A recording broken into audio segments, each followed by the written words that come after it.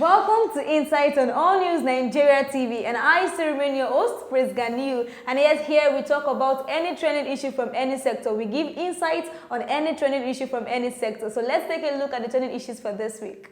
WAEC releases final exam timetable. Lilo of BB Nigeria opens up on a relationship status with Eric. Buhari's aide to charge mother of Mommy Calm Down Boy to court. Aisha calls for Buhari's impeachment. Mikel Arteta makes Arsenal history with FA Cup final victory. So what do you think we're going to be talking about today? Find out. Just stay with me. I'll be right back.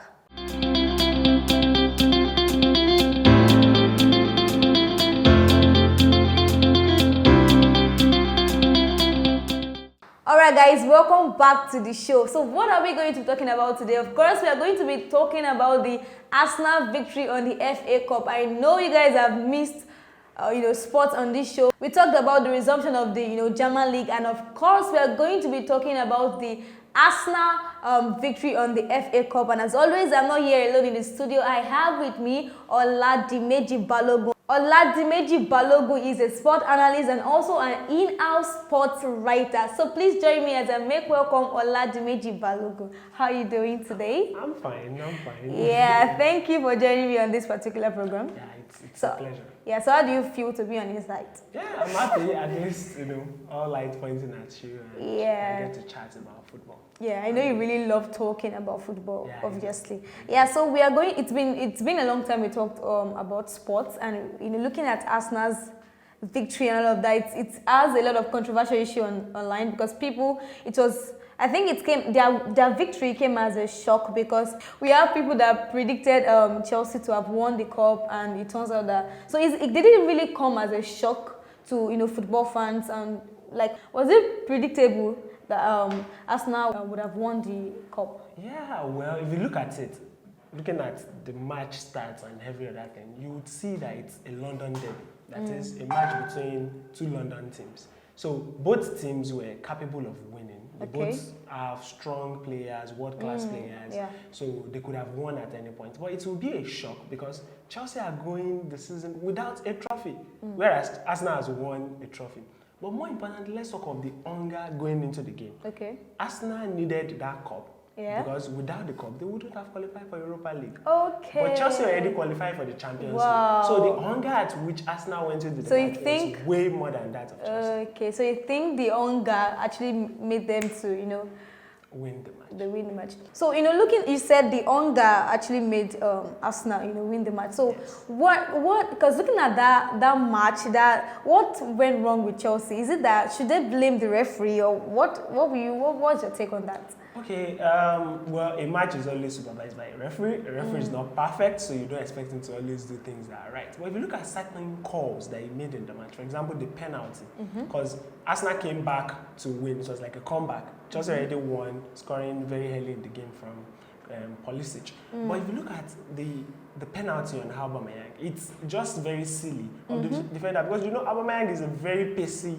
striker. He would run ahead of you, so you should have gotten ahead of him, not coming from behind to overtake him, and that was a clear penalty. So, we could have blamed the referee for Chelsea losing the match, but we couldn't blame the referee for Arsenal winning the match because it wasn't the one that put the ball into the net. So it was still Arsenal's work. All right, so let's move to the coach himself, Mikel Arteta. So do you think he's actually on the right path with Arsenal?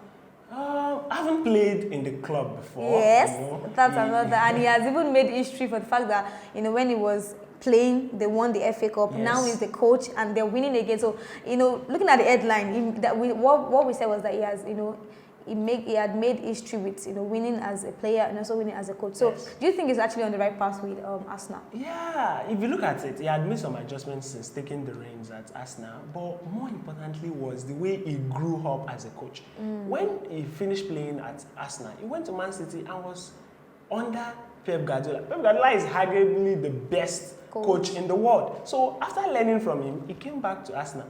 But if you look at the going to the final, he actually met Pep Guardiola Man City in semi-final, and he defeated Man City. So it was the best test that any student can undertake.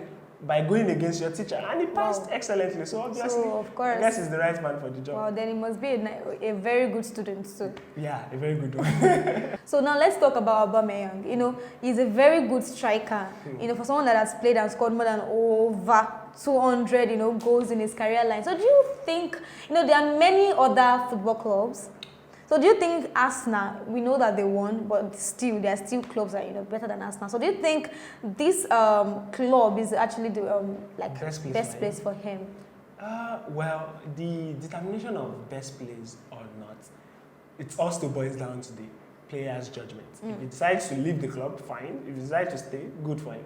But if you look at him, at Arsenal, he's the first choice when it comes to centre forward. If he goes to a team like Barcelona, like all the rumors that we've been hearing, when you go to Barcelona, you have Lionel Messi, you have Luis Suarez ahead of you. If you go to Real Madrid, you have Benzema ahead of you. So those are top clubs that fit its profile. But if you look, if he stays in Arsenal with the kind of style that Mikel Arteta is bringing into the team, I think he would flourish well. In that position, yeah, at that club. You see, over time, he was playing on the right flank. But I think Arteta noticed that he plays better as a centre forward. He moved him to centre forward. And we've seen the best from Aubameyang. So him under Mikel Arteta will, you know, will actually teach him very well. He will. All right, so let's get right into the resumption of Europa League. Yeah. European tournament, actually. So we have, you know, Europa League and Champions League. Yes. And if I don't know, for those of you watching, we talked about the resumption of German League, the very first time we talked about sports, and that is the Bundesliga. And what we said, and during this Corona, you know, after the outbreak of Corona, we were like, for German's league to have resumed, you know, action, it's just like giving other leagues a go-ahead for, you know, for other leagues to come up. And truly after that, we've seen, you know, English, Italy, Spain, they actually resumed back. So how true is that? Yeah, I think the coronavirus, I'm not much of a medical practitioner, but I think it's here to stay. So what we need to do is bend football around it. So I think for one, we have empty stadiums. We have 5 substitutes. We have cooling break within the match so that to reduce, you know, sweat and other things that could easily pass, you know, coronavirus from one player to another. So, but the UEFA body, that is the body coordinating all these tournaments, saw that it is possible, you know, taking all those corona procedures, preventive so that they measures. can go ahead with it. So I think it's just right for them. Everybody wants to watch the Champions League. Everybody wants to watch the Europa League. So that's true. I think it's nice to have it back. Okay, so they are resuming this week, both Europa League and Champions League, and they've played the first leg. Yes. And so let's take a look at the score for the first leg. Okay, yeah. This week.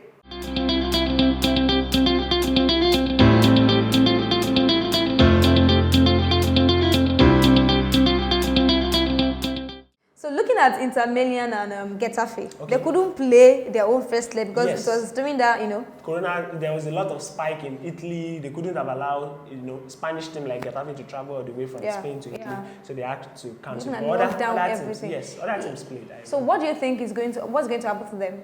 Now that UEFA is back, there's no more home and away advantage, especially for their match, since they didn't play initially. So, but we'll see Getafe going to San Siro to play. San Siro is arguably the biggest and the baddest stadium in the world of football. So, you know, to step onto that field, Getafe is still, you can still call them an underdog because they just gained promotion recently to European team tournament. So, it will still be a little bit overwhelming for them to step on that grand stage.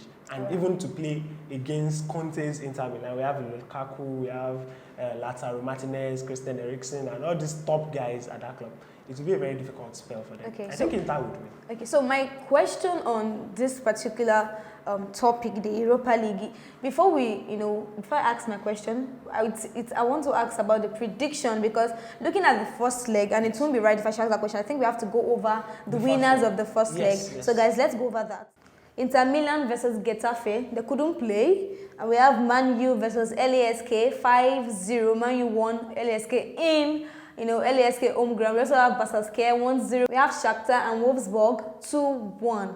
And so, so what I would like to ask, what's the prediction? How can you predict they are winning this time around? Man U won LASK in their own home ground 5-0. We have Shakhtar and Wolfsburg. We also have Basaksehir. So there are many of them, but let's just, like, how can you predict the winners of this first leg? Will you say that they have higher chance of winning in the second leg? Yes, just like in any UEFA competition, it's about first and second leg. Okay. Though comebacks can happen and all, but once you win your first leg by such a wide margin, for example, the Man U and the LASK, it's very hard for your opponent, especially if it's not that strong, to come back, and win you on the overall aggregate. So I think Man U would have a walk in the park at Old Trafford. But looking at Inter Getafe, I don't think they've met in a long time, even if they've met at all. So to meet them, for Getafe to step on that grand stage as the San Siro in Milan, San Siro is arguably the biggest stadium in Europe. So it will really be overwhelming for them. Though they will be stepping into the stadium without fans, so that could still reduce the tension a bit. The noise from fans. Yeah, that's true. But yet, that stadium and the kind of attack that Conte's men, that is Inter's manager, pose. Like we have Romelu Lukaku, we have Lautaro Martinez, Eriksen, just to mention a few. Those guys are top class players that will shred Getafe into pieces. But more importantly, if you look at Wolves Wanderers are going to have a little bit problem. Why? Because they didn't really win. It was 1-1 at Olympiacos home. Now Olympiacos is coming to Wolves Stadium. Wolves didn't qualify for the Champions League, didn't qualify for the Europa. So they need to win this edition of Europa if they want to qualify against next season. So it's, for Wolves, they are good. We have Neves, Jota, all those players are good. Those players are good. So it's a tough watch. Yeah, let's watch because we really can't predict football. Yes, we can't. We really can't football. So let's go right into Champions League. Lyon defeated Juventus 1-0 in Lyon's house. We have Real Madrid versus Man City. Man City beat them 2-1. And we have Chelsea versus Bayern. Bayern beat them 3-0 in their own house, Stamford Bridge. And Barcelona versus Napoli. It was a draw 1-1 in Napoli's house. So looking at this is a very interesting, scores and all of that. So what's their prediction? Well, if you look at Lyon, the time Lyon played Juventus back then, before the Corona's break and all, you see that Juventus was not really that good at that point. They were suffering some internal crises. They were not really playing very well. Their coach was not getting the formation and the right players to use. So Lyon easily won the match. And it was even 1-0. So and even 1-0. So the scoreline is still quite easy to overturn. But this time even away from home, exactly. So when coming back to Turin, that's Juventus stadium, it would be a new story entirely. And Juventus has been a new team. They just won the Serie A recently, so the morale, everything is still there for them to take on Lyon. So let's talk about Chelsea. Okay. This is 3-0 in their own house. So if now going to their opponent's house, so what's the prediction of that? Okay, if on that stage, Chelsea was not also a very good team back then. As when they played Bayern Munich, compared with recently the way they played, the connection, the chemistry in the team. But more importantly, is Bayern Munich that defeated them. Then Bayern Munich was in their stride. We have Alphonso Davies, we have Lewandowski, and Gnabry, and all those guys playing very well. But they've gone on a break for almost a month. And Chelsea have been playing consistently. I think they just finished their league recently, so they are in better shape than Bayern Munich. Though it will still be very hard because back in Bayern Munich Stadium, they've not lost there. Okay, they lost there last year, but prior to that time, it's been a very long time they've lost a match at home. So and for Chelsea to overturn 3-0 at Bayern's home. I don't see that happening, but yet I trust them. They would do what they can to see, at least if they would lose, they would go down fighting. Okay, so let's talk about Barcelona. It was a draw 1-1 in Napoli's house, and now Napoli will be coming into Barcelona's house. So how high is Barcelona's chance, and how high is also Napoli's chance? Barcelona's chances are very high. They are at home. Camp Nou is a fortress. They've not lost there in years, and they have some of their best players coming back. Which means Griezmann, Suarez already back. Messi is ever ready to play. So I believe they should be able to beat Napoli at home using home advantage and all. All right. On that one, I think So Barca is good. what about Real Madrid? Real Madrid already lost at home. And this time around, they are coming to their opponent's Manchester house. City's Etihad Stadium in Crazy. England. That is not an easy ground to play. With Pep Guardiola's, this sentiments towards Real Madrid. He had coached for Barcelona, and Barcelona is an eternal rival of Real Madrid any day. So seeing them alone brings hatred and football-wise. So I think they have an advantage 2-1 from the first leg. All their players are back from injury, except Aguero that won't play, but yet just Gabriel Jesus is always there to score. Kevin De Bruyne, Sterling, all those guys are good. But also for the Real Madrid, they just won the La Liga, even overturning Barcelona's lead. So I think those guys are good too. And they have Eden Hazard back from injury, except they will be missing their captain, Ramos. So that might have some defensive error their for chances them. are still Their chances are still high, but I think Manchester would win. Wow. Okay, so now let's talk about the, MVP player award. It's been all over social media. People like, okay, Ronaldo should have won this, Serie A award, MVP player award, since he won it last year. Yes. And even if Ronaldo's not going to win it, at least Ciro Immobile, should have won it. But then Dybala won it. So what's your take on this as a sport analyst, looking at the players? Well, if you look at it critically, I wouldn't. The MVP award comes by journalists and sport writers voting, coaches and the rest. That's how they combine the vote. Okay. So if those guys have voted for Dybala, they will have their own reason. But more importantly is that Dybala was not the right person for that award. Okay. We are talking of the most valuable player in Italian Serie A. So when we are talking of valuability or how valuable someone is, you talk of goals scored for a striker. If it's a defender, you talk of how he mops up defense, contain attack. But let's talk of a striker, since they gave it to a striker. Ciro Immobile scored 36 goals, mind you.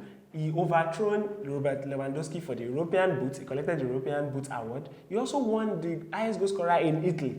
So when you're talking of who to be given, I guess it should be the one. But let's say you don't want to give Ciro Immobile. The next person next to him is Ronaldo. Yeah. Oh, okay, let's say Ronaldo collected it last year. Sentiments still apply. Shouldn't be Dybala. We still have Romelu Lukaku. We still have Lautaro Martinez. And so these newcomers, Atlanta players, Gomez and Ilicic, all those guys they are very top best. That's how you encourage those players to go. Dybala, the best of Dybala, when you go back to 2016, 2017, that was the best of Dybala. Give them Dybala at that time, no problem. Okay, we are good with that. But now, there are other players ready to win the award, but you give it to Dybala. Well, the decision has been made. The only advice we can give them is they should try again next year. Maybe they can be given. All right. That will be all for today. Thank you so much, Mr. Oladimeji, for joining me. I hope to have you some other time. Yeah, I would love to be here. All right. Thank you so much. All right, guys. That will be all for today. And European tournament is back on your screen. So that will be all. Thank you for joining me on another beautiful episode of Insights on AllNews Nigeria TV. And I am Praise Ganiyu. Don't forget to like this video, drop your comments on all of the issues discussed here, and of course, subscribe to our YouTube channel for more videos. See you next time.